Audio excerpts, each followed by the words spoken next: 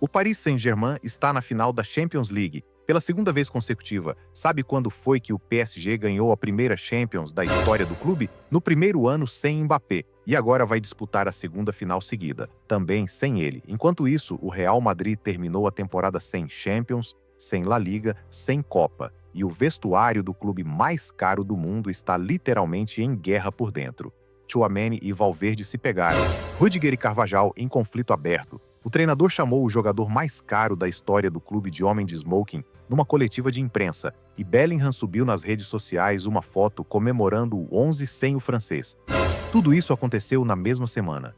E o Endrick, o moleque de 19 anos que o Mbappé empurrou para fora desse vestuário, está no Lyon marcando gols, dançando depois de cada um, aprendendo francês ao vivo na televisão e dizendo que está muito feliz por lá. Inscreve no canal e ativa o sininho porque hoje a gente vai destrinchar tudo. Por que o Madrid virou um polvorinho? Por que o ego do ditador destruiu dois brasileiros ao mesmo tempo? Por que o PSG está na final e o Madrid não está em lugar nenhum? E a pergunta que a torcida brasileira precisa responder: se você fosse o Endrick, voltaria para esse caos? Vamos começar pelo barco, porque o barco é o resumo perfeito do que é o Mbappé. Mbappé estava supostamente lesionado do músculo semitendinoso, impossibilitado de jogar, enquanto os companheiros se preparavam para o jogo contra o Espanhol num domingo chuvoso no RCD Stadium de Cornellà. O atacante de 100 milhões de euros por temporada estava na Itália num iate com a namorada, a atriz Esther Espósito, pulando no Mediterrâneo. Não foi rumor, foi fotografado, publicado, amplamente circulado, e as câmeras do aeroporto de Madrid captaram o momento exato em que ele chegou de volta, mala na mão. De viagem, no minuto 70 do jogo dos companheiros, 70 minutos. Os companheiros estavam a 70 minutos na chuva em Cornellà, enquanto o ditador desembarcava com bagagem. Vinícius fez 2 golaços naquele jogo. Gonzalo Garcia entrou e no primeiro contato com a bola já gerou o gol. O Madrid ganhou sem Mbappé. Outra vez, 6ª vitória em 6 jogos sem ele. Uma única vitória nas 6 partidas em que foi titular. Vamos repetir porque esse número precisa ser gravado na cabeça de todo mundo. Com Mbappé titular, 1 vitória em 6 jogos. Sem Mbappé titular, 6 vitórias em 6 jogos. Isso não é azaração, não é fase ruim. É um padrão de 12 jogos que a imprensa espanhola inteira parou de tentar negar. Me conta nos comentários, você acha que o Florentino Pérez já entendeu o problema? Ou ainda está tentando defender o investimento de 100 milhões por temporada? Quero ler o Brasil respondendo porque essa pergunta tem uma resposta óbvia que o presidente do Madrid teima em ignorar. Agora vamos ao vestuário, porque o que explodiu esta semana não foi só o barco. Tchouaméni e Valverde, 2 titulares do Real Madrid, 2 jogadores que deveriam ser a espinha dorsal da equipe pelos próximos anos, em conflito aberto dentro do clube. A informação circulou na imprensa espanhola com fontes internas, confirmando que o ambiente no dia a dia de Valdebebas chegou a um ponto de tensão que não se via no clube em anos. Fede Valverde ha sido atendido en el centro médico de la ciudad deportiva del Real Madrid de ese golpe sufrido en la cabeza después de resbalarse en el vestuario del conjunto blanco en ese enfrentamiento con Aurélien Tchouaméni. Álvaro Arbeloa ha acudido a ese centro médico a interesarse por el estado físico del centrocampista uruguayo. Ha estado con él después de un nuevo incidente en el vestuario blanco. A mí lo que me cuentan es que cuando se produce la pelea, Mbappé no está. ¿Vale? Pero tampoco están todos, sino que hay un grupito pequeño. A ver, yo sé... Claro. Rüdiger e Carvajal.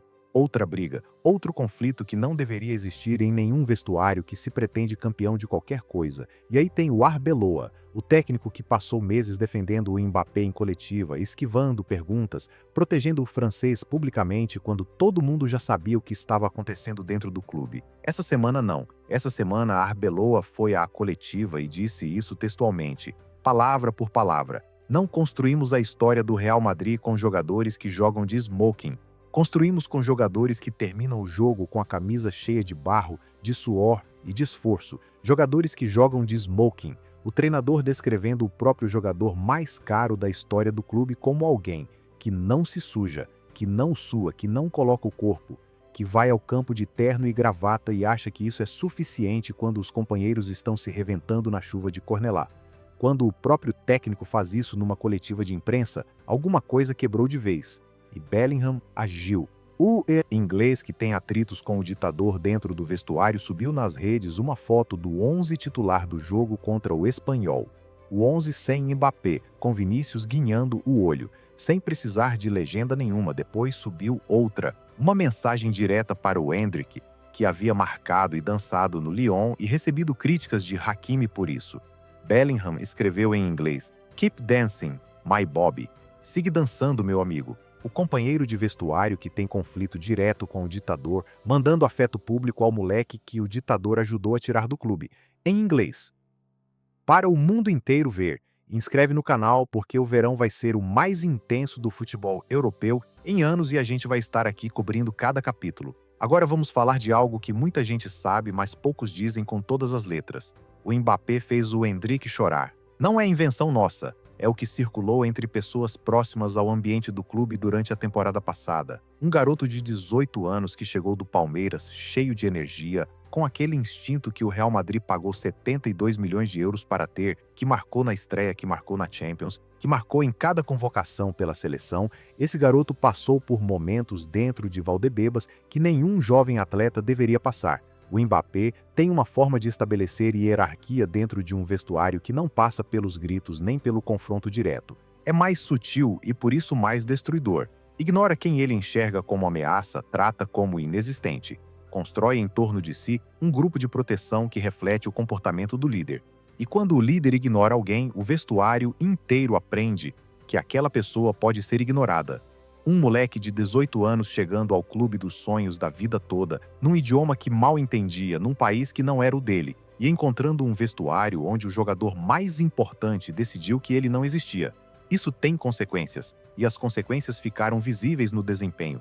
22 minutos em 4 meses não é gestão de jogador jovem. É o resultado de um ambiente que não criou condições para que esse jogador existisse dentro do campo. Agora o padrão, porque o Mbappé não inventou isso no Madrid. Ele já tinha feito antes, com outros brasileiros, em outro clube. No Paris Saint-Germain, o ditador não funcionou com Neymar, não funcionou com Messi. O vestuário rachou em 2 grupos, os sul-americanos de um lado, os franceses do outro. O clube foi ao mercado contratar os amigos do Mbappé para reforçar o lado dele dentro do elenco. Dembélé, Barcola, os galos, de confiança do francês chegando um atrás do outro. Neymar acabou saindo para a Arábia Saudita. Messi acabou em Miami. E Mbappé foi embora querendo ganhar Champions no Madrid. Sabe o que aconteceu? O PSG sem Neymar, sem Messi e sem o Mbappé ganhou a Champions League pela primeira vez na história do clube, com Luís Henrique construindo exatamente o oposto do que o ditador representa. Um time coletivo, sem ninguém com lugar garantido por status, onde Barcola e Zaïre Emery cresceram porque o ambiente finalmente permitia crescimento sem ego dominante sufocando tudo. E esta semana o PSG venceu o Bayern na semifinal e está na segunda final consecutiva de Champions League. A segunda, seguida, desde que Mbappé foi embora, enquanto o Madrid que ele foi salvar está há 2 anos sem ganhar nada, com o vestuário em guerra, com o treinador chamando a estrela de homem de smoking. Alguém tinha avisado que isso ia acontecer. Na verdade, várias pessoas tinham avisado. Luís Henrique conviveu com o Mbappé uma temporada inteira no PSG. Conhece de dentro o que é ter o ditador no vestuário.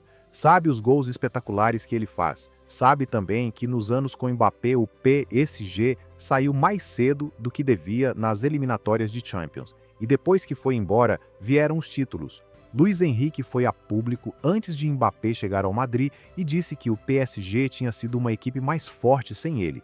Não disse que não era um bom jogador.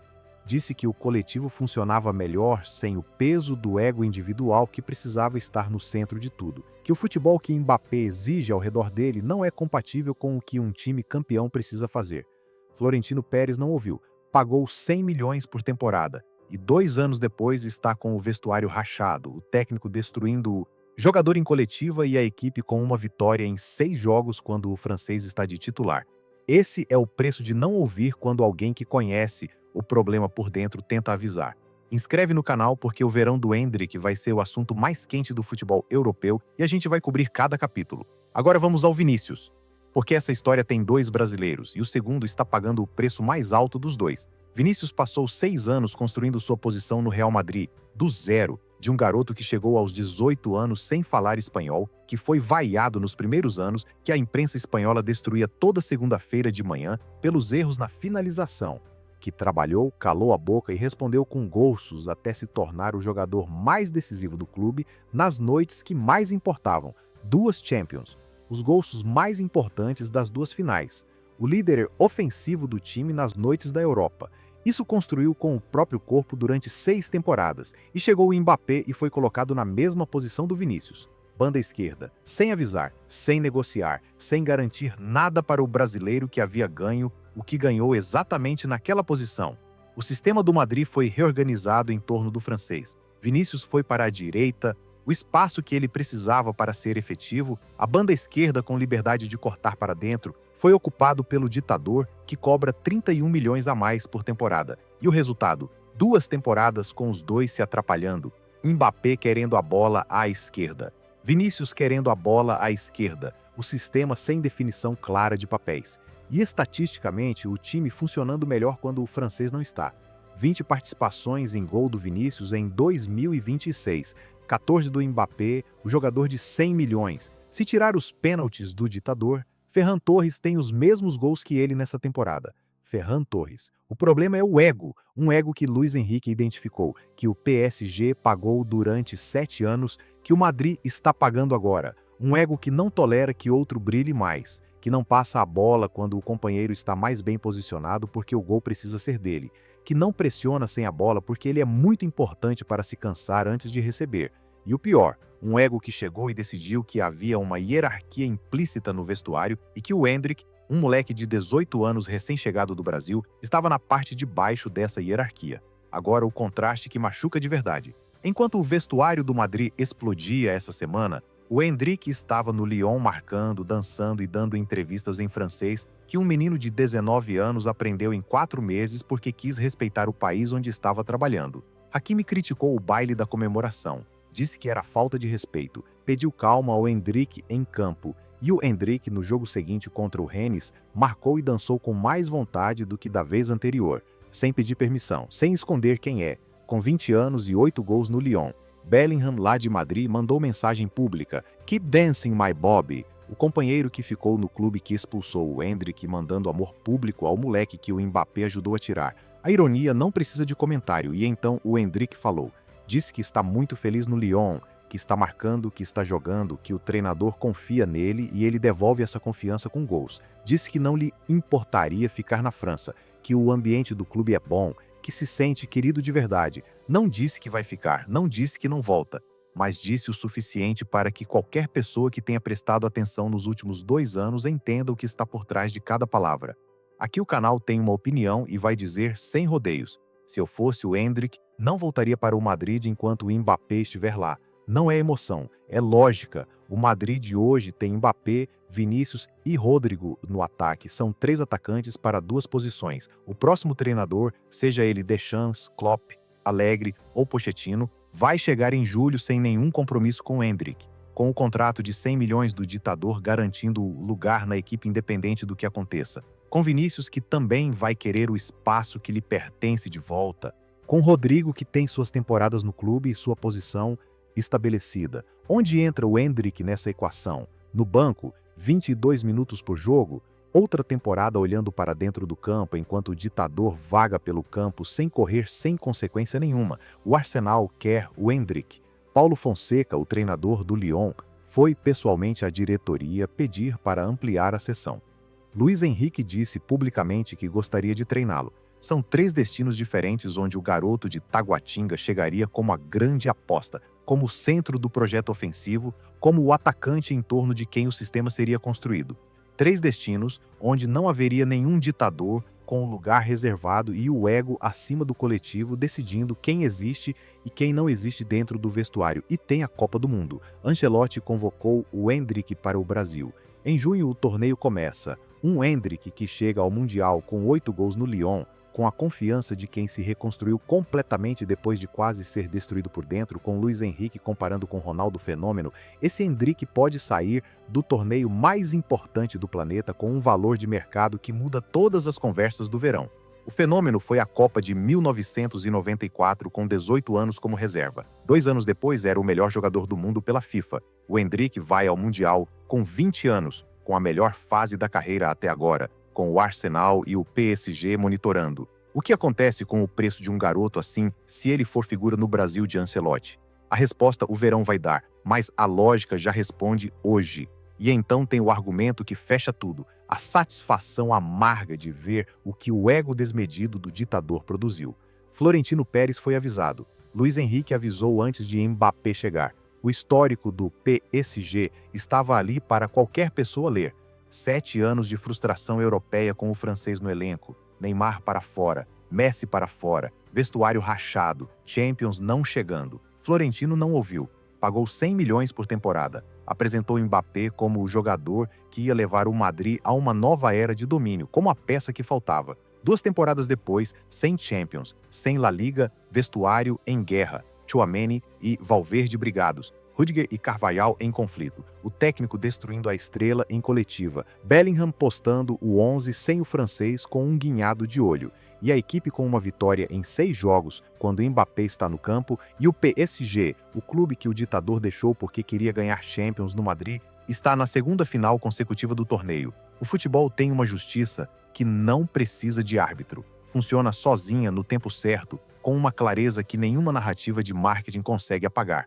Florentino construiu o maior erro da história do clube. Não porque Mbappé é um jogador ruim, é um excelente jogador. É porque um excelente jogador com um ego que coloca o individual acima do coletivo, num vestuário que já tinha estabelecida a hierarquia do Vinícius, com um garoto brasileiro de 18 anos tentando encontrar espaço, produziu exatamente o que qualquer pessoa que conhecia o histórico do ditador poderia prever. 2 anos, 400 milhões em contratações, o elenco mais caro do mundo, 0 títulos que importam, e do outro lado, o Endrick dançando no Lyon depois de marcar, feliz, confiante, com 20 anos e toda a vida pela frente. Agora a pergunta que prometemos desde o início e que a gente quer que você responda de verdade nos comentários. Se você fosse o Endrick, voltaria para o Madrid de Mbappé? Se fosse o representante dele, o pai dele, o amigo que ele chama quando tem uma decisão difícil, o que você diria? Vai para um clube onde o ditador tem o lugar reservado e você vai disputar migalhas de um espaço que não é seu? Ou vai para o Arsenal, onde Arteta te quer como titular? Para o PSG, onde Luiz Henrique disse publicamente que gostaria de te treinar? Para o Lyon, onde Paulo Fonseca foi pessoalmente pedir para te manter? Não precisa ser torcedor do Endrick para responder. Precisa só olhar para os dados com honestidade. Inscreve no canal porque em junho começa a Copa do Mundo com o Brasil de Ancelotti e a gente vai cobrir cada capítulo do Endrick com a seleção. Se ele sair do torneio como figura, o debate do verão vai mudar completamente. O Madrid tem um problema que Florentino criou com as próprias mãos. Um jogador de 100 milhões que divide o vestuário, que faz os companheiros jogarem pior quando está em campo, que foi ao Mediterrâneo enquanto os companheiros jogavam na chuva, que expulsou 2 brasileiros do espaço que mereciam ter.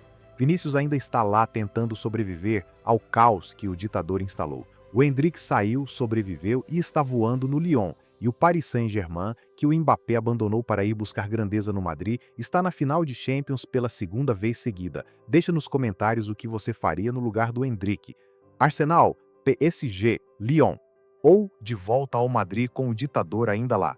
E uma última coisa, você acha que Florentino vai finalmente entender o problema nesse verão? Ou vai continuar defendendo o investimento de 100 milhões que destruiu o vestuário do clube mais rico do mundo? Quero ler o Brasil inteiro respondendo, porque essa conversa vai definir o futuro de um dos maiores talentos que esse país já produziu.